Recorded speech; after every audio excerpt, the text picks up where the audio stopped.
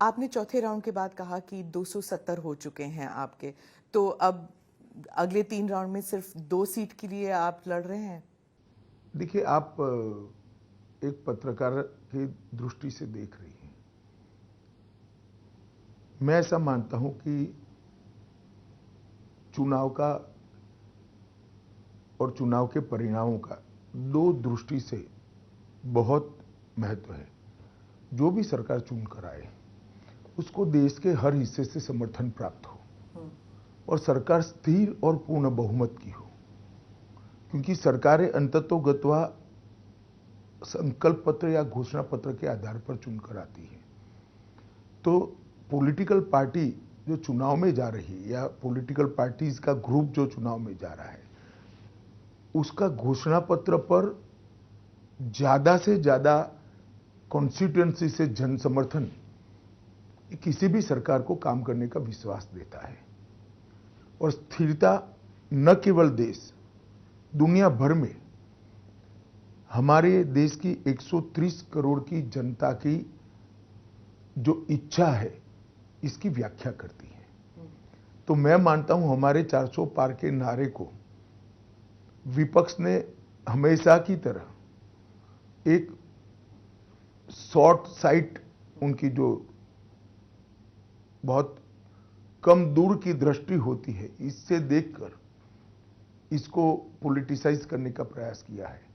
मगर मैं निश्चित रूप से मानता हूं स्थिर सरकारें देश को ताकत देती है, स्थिर सरकारें निर्णायक कदम उठाने में सहायक होती है, स्थिर सरकारें गरीबों को कल्याण करने में सहायक होती है, स्थिर सरकारें आतंकवाद, नक्सलवाद जैसे इंटरनल सिक्योरिटी के खतरों को कुचल देने के लिए मदद रूप होती है, और स्थिर सरकारें देश के एजेंडे को और देश की स्थिति को दुनिया में बदलने में भी बहुत सहायक होती है। वो जो 400 पार का जो नारा था उसको आप मिस इंटरप्रेट कीजिए, कुछ भी कहिए, पर ऑपोजिशन ने तो कहा था कि आप रिजर्वेशन हटाने के लिए कर रहे हैं, आप मुसलमानों के हक को छीनने की बात कर रहे हैं, उनका जो रिजर्वेशन है उसे हटाने के लिए कर रहे हैं।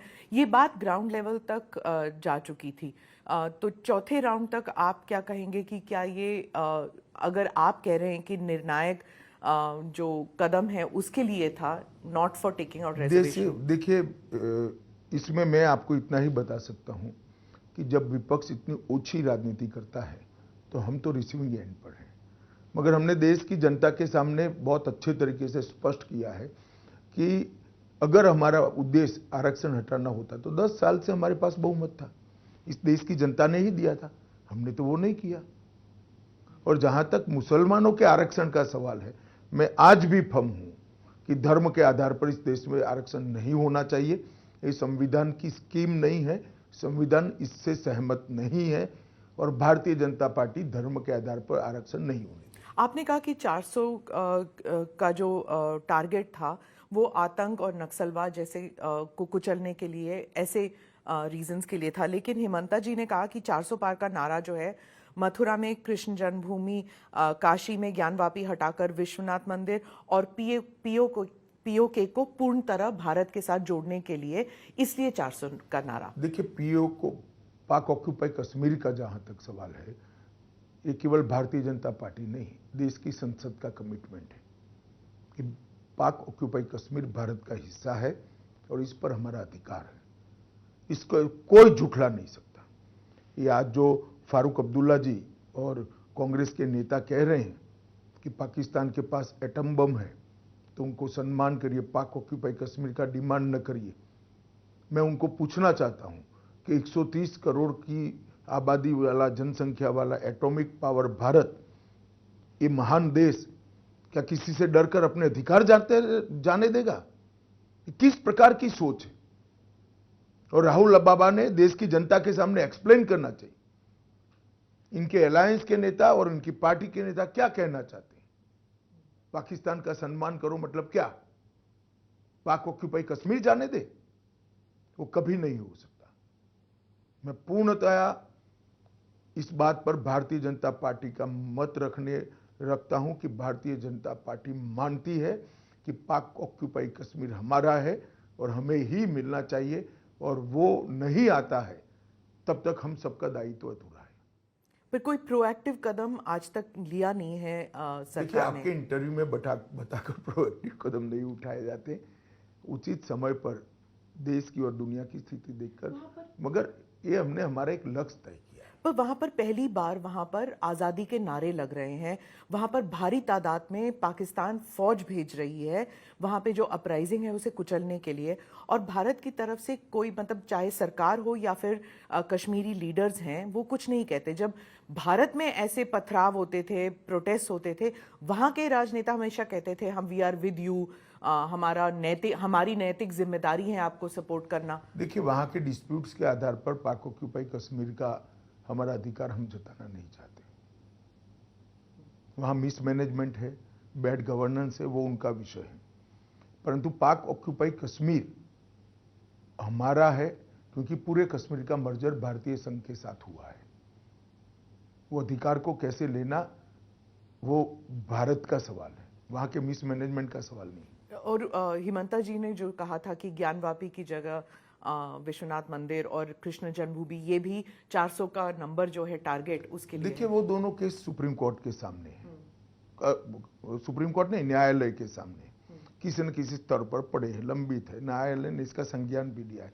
इस पर मेरा कुछ भी कहना उचित नहीं होगा, क्योंकि जब न्यायालय एक डिस्प्यूट को सीज कर सुनवाई कर रहा है, मैं नहीं मानता किसी ने इसमें दखल करनी चाहिए। न्यायालय को अपना काम करने देना, जैसे राम मंदिर के लिए किया था जी। राम मंदिर में हमने न्यायालय के फैसला आने के बाद ही कंस्ट्रक्शन का फैसला किया। वो आपका पॉलिटिकल डिसीजन, उसमें आपको पॉलिटिकल फायदा मिला कि नहीं मिला अब तक? देखिए, राम मंदिर हमारे लिए पॉलिटिकल फायदे नुकसान का प्रश्न ही नहीं था। शुरुआत से देश के करोड़ों लोगों की विश्वास का सवाल था, आस्था का सवाल था, और करोड़ों लोगों की श्रद्धा का सवाल था।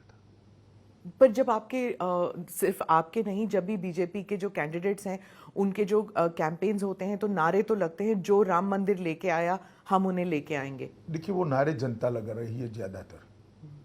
आप इन्हें देखा होगा, मंच पर से नहीं लगते, नहीं, जनता में से लगते हैं।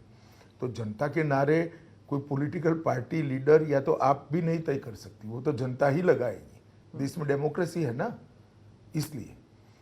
परंतु मुद्दा तब बना इस इलेक्शन में राम मंदिर का कि जब प्राण प्रतिष्ठा हो रही थी, सभी राजनीतिक दलों को निमंत्रण भेजा गया। पूरे इंडिया अलायंस ने, एक घमंडिया गठबंधन ने प्राण प्रतिष्ठा का कार्यक्रम का बहिष्कार किया। और मेरा स्पष्ट आरोप है, जिसका जवाब उन लोग देते नहीं, कि उन्होंने अपनी माइनॉरिटी वोट बैंक के डर से वहां जाना मुनासिब नहीं समझा।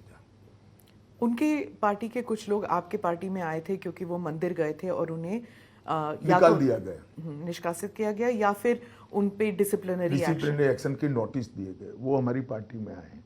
मगर मेरा एक ही मुद्दा है कि ईद के दिन आपको मुस्लिम भाइयों के साथ ईद मनाने में कोई झिझक नहीं है, आप मुस्लिम नहीं हो तो भी। मगर हिंदू होते हुए राम मंदिर की प्राण प्रतिष्ठा में नहीं जाते हैं क्योंकि मुस्लिम वोट बैंक आपसे नाराज हो जाएगी। किस तरह की पॉलिटिक्स है? आप अपनी खुद की आइडेंटिटी के साथ छल कर रहे हैं।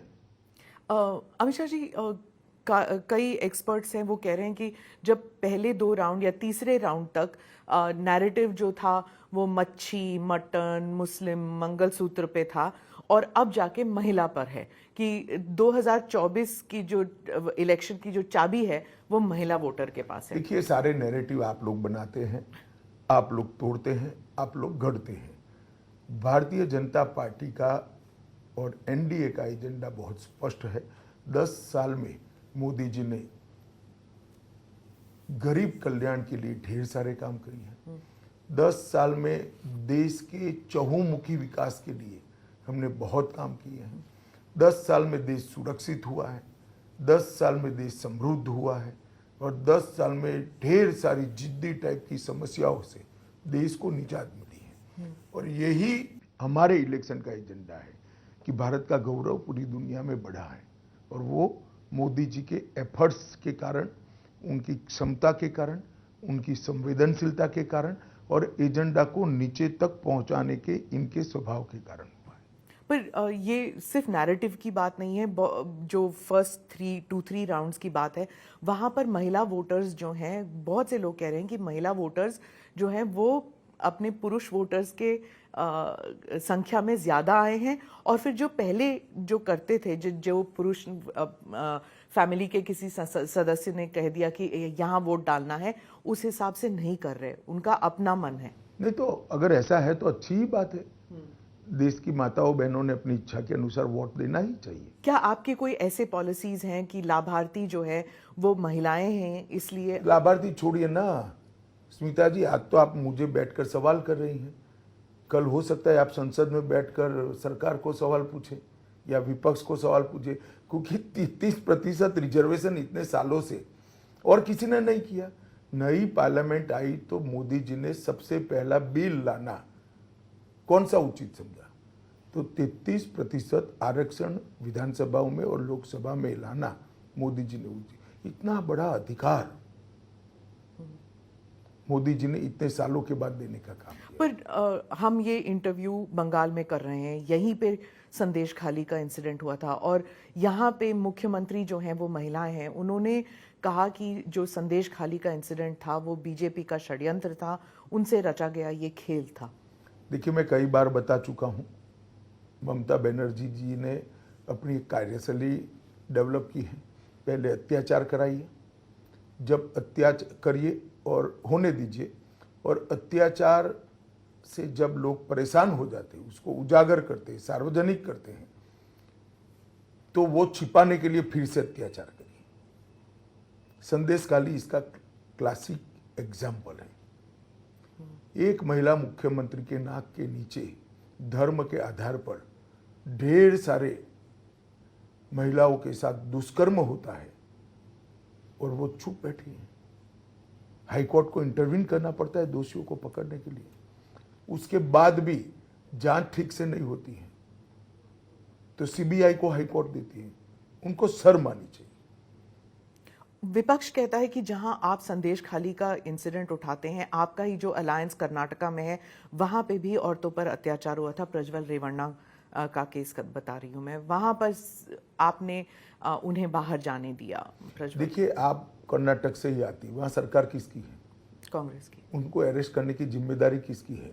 कांग्रेस की। मेरा बहुत स्पष्ट मत है कि कांग्रेस के डेप्यूटी सीएम वोकलिगा जाति से आते हैं, डीके शिव कुमार। उन्होंने वोकलिगा वोट बैंक बेल्ट का वोटिंग होने तक इनको हाथ नहीं लगाया और अपनी वोकलिगा वोट बैंक को प्रोटेक्ट करने के लिए उनको जाने दिया है। जिम्मेदारी अगर किसी की है तो उनकी है। जैसे ही घटना बार आई, मेरी पार्टी की ओर से मैंने ही स्पष्ट किया था, भले हमारे एलआई हो, कठोर से कठोर कदम उठाना चाहिए, या तो वो सीबीआई को दे दें। बंगाल में जो इलेक्शन रिलेटेड हिंसा होती है उसके बारे में आप कुछ बताएंगे हमें? देखिए, बड़ा दुर्भाग्यपूर्ण है।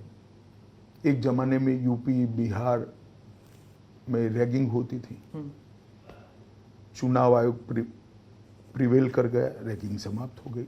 धीरे धीरे चुनावी कल्चर भी बदला। एक जमाने में आतंकवादी कश्मीर के अंदर वोटिंग ही नहीं होने देते थे। 2 दिन पहले वहां पर भी 35% वोटिंग हुई, एक रिकॉर्ड है। मतलब आतंकवाद जब से शुरू हुआ तब से अब तक का रिकॉर्ड है। परंतु बंगाल एक देश का एक हिस्सा ऐसा रह गया है और इसके लिए जिम्मेदार टीएमसी सरकार है, जहां चुनाव के बाद भी हिंसा थमने का नाम नहीं लेती है। गत विधानसभा चुनाव के बाद 10 दिन में 53 लोग मरे। चुनाव की बाद चुनावी हिंसा छोड़ दीजिए, पर यहां हाईकोर्ट ने ऑर्डर करना पड़ेगा, आप व्हाट्सएप पे पर्चा डाल रहे हो। जब पार्टी की एक्सपेंशन की एक्सरसाइज चलती है, नीचे कोई दूसरी पार्टी के कार्यकर्ता बनते हैं तो उनको लटका दिया जाता है। कोई टीएमसी छोड़कर यहां आएगा तो उसको फांसी चढ़ा देते हैं और कहते हैं आत्महत्या कर दी। मैंने ऐसा दृश्य कहीं नहीं देखा। एक जमाने में केरल में भी हिंसा होती थी, परंतु केरल की हिंसा मारपीट वाली होती थी। तो गरीब लोगों को आप फांसी पे लटका दोगे, जिंदा जला दोगे। कई सारी ऐसी घटनाएं हैं। मैं तो आपकी चैनल से दरख्वास्त करूंगा के ऐसे दृश्य ढूंढ लीजिए फांसी चढ़ने वाले और जिंदा जलने वाला एक आदमी अपना वीडियो कर अपील करता है, मैं तो अब जलकर मरने वाला हूं, आप इस शासन को बदलिए। पर इलेक्शन कमीशन ने 7 फेजेस में चुनाव किए थे, सेंट्रल फोर्सेस इतने भेजे गए हैं, फिर भी हो रहा है ये। देखिए, इस बार पहली बार चुनाव के दौरान हिंसा नहीं हो रही, मगर गत चुनाव में भी चुनाव के दरमियान कम हिंसा हुई। जीतने के बाद ममता जी ने हिंसा का तांडव खेला और कहिए हमारी तो शपथ ही नहीं हुई। तो वैक्यूम पीरियड जो है उसका वो उपयोग करती है। मैं मानता हूं वैक्यूम पीरियड में भी इलेक्शन कमीशन ने सुरक्षा की चिंता करनी चाहिए, क्योंकि शपथ के बाद तो उनकी कॉन्स्टिट्यूशनल रिस्पॉन्सिबिलिटी होती है। जब तक वैक्यूम पीरियड है इसकी चिंता करनी चाहिए। ममता बनर्जी जो हैं वो हर एक रैली में कहती हैं कि सीए का फॉर्म मत साइन कीजिए, आपको नागरिकता नहीं मिलेगी, और आप कहते हैं कि डरना नहीं चाहिए। सत्य देखिए, आज ही मैं आपको एडवांस में समाचार दे रहा हूं, दिल्ली में प्रथम 300 लोगों को नागरिकता मिलने जा रही है। सीए देश का कानून है स्मिता जी, और इसको इस तरह से झुठलाया नहीं जा सकता। जो हिंदू, सिख, बौद्ध, जैन, क्रिश्चियन भारत, पाकिस्तान, बांग्लादेश और अफगानिस्तान से आए हैं, वो सारे लोग 2014 के पहले जो शरणार्थी बनकर आए, उनका अधिकार है, डॉक्यूमेंट हो न हो उनको नागरिकता मिलेगी। आपने कहा कि अगर बंगाल में बीजेपी को 30 से ज्यादा सीट मिलती है, 30 या उससे ज्यादा सीट मिलती है, तो ममता बनर्जी की सरकार नहीं रहेगी। ऐसे कैसे? उनकी खुद की सरकार में उनकी कार्यपद्धति और भतीजे को तवज्जो देने के कारण ढेर सारा असंतोष हम देख रहे हैं, और जनता का जनादेश अपने आप में बहुत महत्वपूर्ण चीज होती है। एक बार जनता का जनादेश कंप्लीटली इनके खिलाफ जाएगा, बंगाल के अंदर निश्चित रूप से हमें कुछ करने की ही जरूरत नहीं पड़ेगी।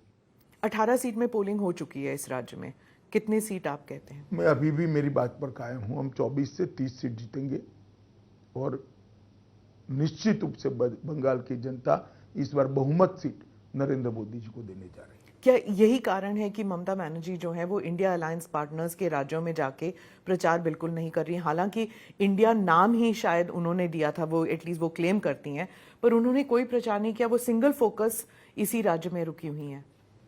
शायद उनका प्रचार का बाकी राज्यों में डिमांड भी नहीं होगा, और उनको लगता है कि यहाँ अपना घर बचाना बहुत जरूरी है। दोनों चीजें हैं। उड़ीसा में भी नहीं गई हैं। उनका संबंध जो है नवीन बाबू के साथ थोड़ा सा खट्टा मीठा रहा है इन द पास्ट।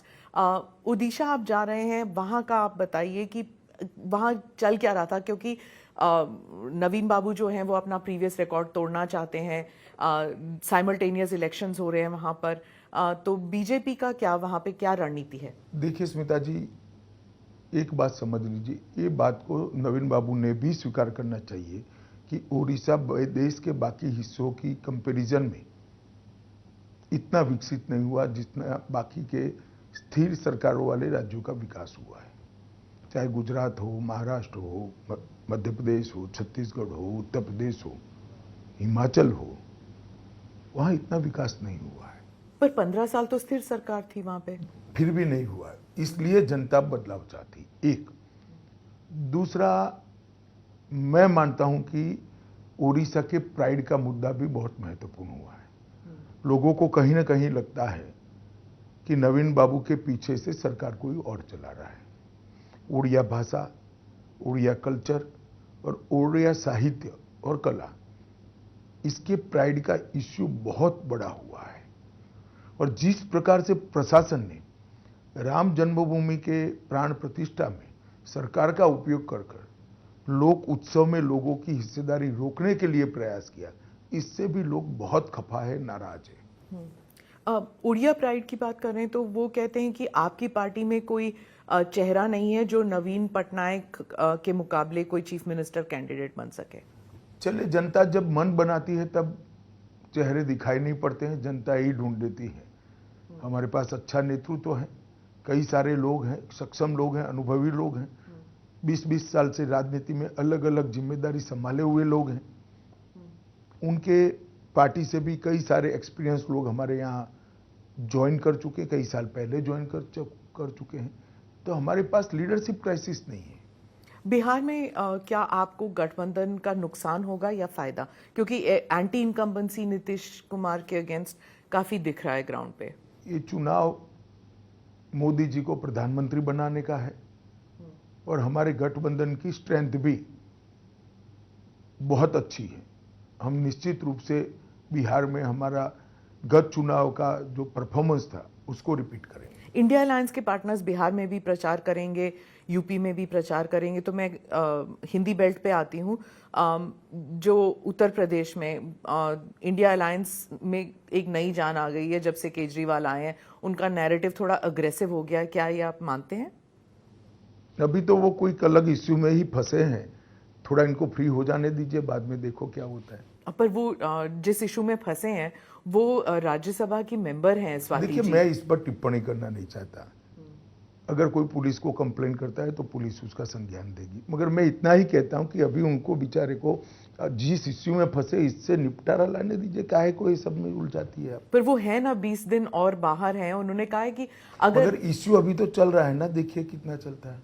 वो कैंपेन में तो कह रहे हैं कि अगर झाड़ू पे वोट लगेगा तो उन्हें जेल जाने की जरूरत नहीं होगी। देखिए, तो मैं तो मानता हूं कि सुप्रीम कोर्ट का स्पष्ट रूप से कंटेम्प्ट है।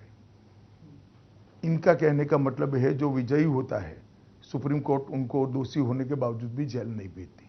अब जिन जज साहबों ने उनको जमानत दी है उनको ये सोचना है कि उनके जजमेंट का क्या उपयोग या दुरुपयोग हो रहा है। आप उस जजमेंट के बारे में क्या कहेंगे? इंटरिम बेल, देखिए, सुप्रीम कोर्ट को अधिकार है न्याय की व्याख्या करने का, पर पहली बार हो रहा है कि मगर मैं मानता हूं ये रूटीन और नॉर्मल प्रकार का जुडिशियल जजमेंट नहीं है। काफी लोग देश में मानते हैं कि स्पेशल ट्रीटमेंट दिया गया है। केजरीवाल जी कह रहे हैं कि आप लोगों ने इतने कैमरा लगाए हुए थे, पीएमओ तक में कैमरा का एक फीड जा रहा था, वो सब देख रहे थे कि ये केजरीवाल जी टूटते हैं कि नहीं, और वो कह रहे हैं कि मैं टूटा नहीं हूं और वो बीजेपी मेरे से इतना डरती कैमरा है। लगा है तिहाड़ में, तिहाड़ उनके पास है, हमारे पास नहीं है। ये कंटिन्यूअसली झूठ बोलते हैं। जेल प्रशासन दिल्ली सरकार के हाथ में, केजरीवाल जी के हाथ में, गृह मंत्रालय के हाथ में नहीं है। पर वो मतलब दिन में कम से कम 3 बयान आते हैं केजरीवाल जी से, और उन्होंने इंडिया अलायंस का नैरेटिव कब्जा कर लिया, क्योंकि वो कहते हैं पहले कि प्रधानमंत्री फुल टर्म नहीं रहेंगे तो मोदी की गारंटी नहीं, वो अमित शाह जी की गारंटी बन जाएगी क्योंकि कमान आप संभालेंगे। चलिए, आप इतने सीरियसली ले रहे हैं, वो सिर्फ 22 सीट लड़ रहे हैं देश में। इतना सीरियसली मत लीजिए, सिर्फ 22 सीट लड़ रहे हैं और वो गारंटी दे रहे पूरे देश का मैं बिजली का बिल माफ कर दूंगा। अरे भैया, तुम 22 ही सीट लड़ रहे, तेरी सरकार कहां से बनेगी? हम मोहल्ला क्लिनिक बना देंगे। और मैं कई बार स्पष्ट कर चुका हूं, फिर से स्पष्ट करना चाहता हूं, 29 तक मोदी जी ही रहेंगे और केजरीवाल आपके लिए कोई अच्छा समाचार नहीं है। 29 के बाद भी मोदी जी ही हमारे चुनाव अभियानों का नेता है, उनके नेतृत्व में ही हम चुनाव लड़ेंगे। महाराष्ट्र पे पूछती हूँ, महाराष्ट्र में आपकी पार्टी पर इल्जाम है कि आपने रीजनल पार्टीज को तोड़ा है, चाहे एनसीपी और हमने नहीं शिवसेना। तोड़ा है। मुझे दो बात का जवाब दीजिए। अगर शरद पवार जी अजीत पवार को अपना वारिस बनाते तो पार्टी टूटती क्या? और उद्धव जी अपने बेटे की जगह एकनाथ शिंदे को महत्व देते तो पार्टी टूटती क्या? ये उद्धव जी के बेटे प्रेम के कारण और शरद पवार जी के बेटी प्रेम के कारण उनकी खुद की पार्टियां टूटी है। खाम पर इल्जाम लगा रहे हैं। वो ऐसी व्यवस्था चाहते हैं राजाशाही जैसी कि बाप के बाद बेटा या बेटी ही उत्तराधिकारी बने। अब है तो लोकतंत्र इस देश में, तो काफी लोग इसको स्वीकार नहीं करते हैं, वो अलग हो रहे हैं। ये रीजनल पार्टीज के साथ होता है ना, सभी रीजनल पार्टीज में परिवारवाद तो जो सभी है जगह से अलग खेमे बनते हैं, इसमें असामाजिक क्या है? क्योंकि शरद पवार जी कहते हैं कि अब वक्त आ गया है महाराष्ट्र में और बाकी राज्यों में भी जो रीजनल पार्टीज हैं वो कांग्रेस में they should merge with the Congress. तो इसका मतलब शरद पवार जी स्वीकार कर चुके हैं कि सुप्रिया जी पार्टी नहीं चला सकती। पार्टी चलाने के लिए नहीं कहा, उन्होंने कहा कि कांग्रेस पार्टी को स्ट्रेंथन करने का वक्त आ गया है। भाई कोई अपनी पार्टी को आप मृत्यु कर कांग्रेस पार्टी को कब स्ट्रेंथ दी करेगा, जब अपनी पार्टी चलने की स्थिति में नहीं होती है। तो इतने सालों से क्यों नहीं किया शरद पवार जी ने, बताइए मुझे। आप गारंटीज की बात कर रहे थे, आपने कांग्रेस की गारंटीज को चाइनीज गारंटीज कहा। पीओके की तो बात चल ही रही थी, आप चाइना को भी लेके आ गए कॉन्वर्सेशन में। नहीं, चाइनीज गारंटी मैंने टिकाऊपना के आधार पर कहा है, ये सच नहीं होता है। मैं बताता हूं, मैं अभी तेलंगाना गया था, वहां की महिलाएं राह देख रही हैं कि हमारा 12,000 रुपया कब आएगा। वहां के किसान 2 लाख के कर्ज माफी की राह देख रहे हैं। वहां की बच्चियां स्कूटी की राह देख रही हैं, जो रेवंत रेड्डी ने प्रॉमिस किया ना राहुल जी ने किया था, उनकी गारंटी थी। अब ढूंढ रहे हैं राहुल जी को। वो तो दक्षिण में चुनाव खत्म हो गए, राहुल जी अब उत्तर में आ गए। उत्तर में आ गए, मगर दक्षिण में था तब भी तो वो जाते थे। तो इसलिए मैं कहता हूं कि गारंटी का कोई मतलब नहीं है। ये चुनाव तक बोलते हैं फिर भूल जाते हैं। दक्षिण में आपने कहा था कि सिंगल लार्जेस्ट पार्टी उभर के आएगी बीजेपी, और विपक्ष कहता है दक्षिण में बीजेपी साफ और उत्तर में हाफ। देखिए, मैं अपने बयान पर कायम हूं। कर्नाटक, तेलंगाना, आंध्र प्रदेश, केरल और तमिलनाडु, ये 5 राज्य मिलकर जितनी सीटें हैं, इसमें भारतीय जनता पार्टी सबसे बड़ा दल बनकर बाहर आएगा इस चुनाव में। उत्तर प्रदेश में अब प्रचार इट हैज पिक्ड अप। आप वहां पर कितनी सीट कहते हैं अपने आप? हम सीटों में बढ़ोतरी करेंगे हमारी। कितने? वो अभी कह नहीं सकते, 3 चरण बाकी है, परंतु लास्ट गत चुनाव में हमें 65 सीटें मिली थी, हम इससे और आगे जाएंगे। अब रायबरेली में आपने प्रचार किया, वहां पर आपने कहा कि जो सोनिया गांधी हैं उन्होंने अपना एमपी लैड फंड्स जो हैं वो सिर्फ माइनॉरिटी किया है। अगर किया तो फिर उसमें क्या बुराई है? आपके वाक्य को ही मैं एलोबरेट कर, सिर्फ माइनॉरिटी पर आपत्ति है, बाकी के वोटर आपके नहीं है क्या?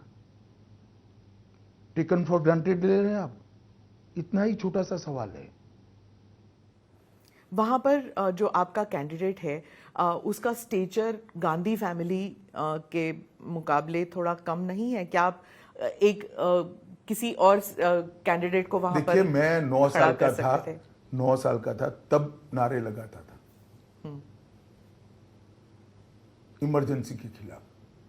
थोड़ा बड़ा हुआ, हम आसाम के नरसंहार के लिए नारे लगाते थे। आसाम की गलियां सुनिए, इंदिरा गांधी खूनी है।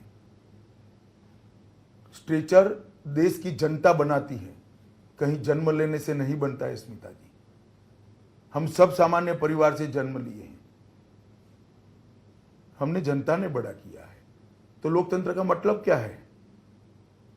और मेरी बात याद रखिए, आप जो कहते हैं कि जिनका स्ट्रेचर कम है, वो दिनेश प्रताप सिंह, राहुल गांधी के सामने चुनाव जीत कर आए।